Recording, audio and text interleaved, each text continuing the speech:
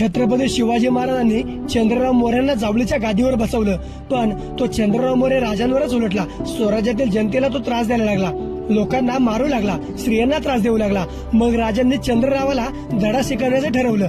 राजांनी त्याच्या जावळीवरच हमला केला. तो गाफील होता. तेव्हा त्याचे नातेवाईक भेटले आणि चंद्रराव मोरे हा पळून रायरीच्या किल्ल्यावर लपून बसला. मग राजांनी रायरीलाच वेढा दिला आणि चंद्ररावाला पकडला.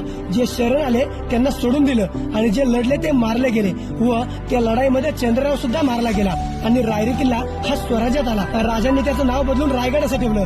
पुढे हाच किल्ला राजधानी म्हणून निवडला, कारण राजगडवर मिर्झा राजा जेव्हा चालून आला तेव्हा तो एकदम किल्ल्याच्या जवळ आला होता आणि हे धोक्याचं होतं. आणि रायगडच्या आजूबाजूला खाडीचा प्रदेश, दलदलीचा प्रदेश, तिथे शत्रू तग धरू शकत नाही आणि पावसात टिकूच शकत नाही. आणि तिथून सगळ्या कोकण प्रदेशावर सुद्धा लक्ष देता येईल, कारण त्यावेळी सगळी माल वाहतूक कोकणातून होत होती.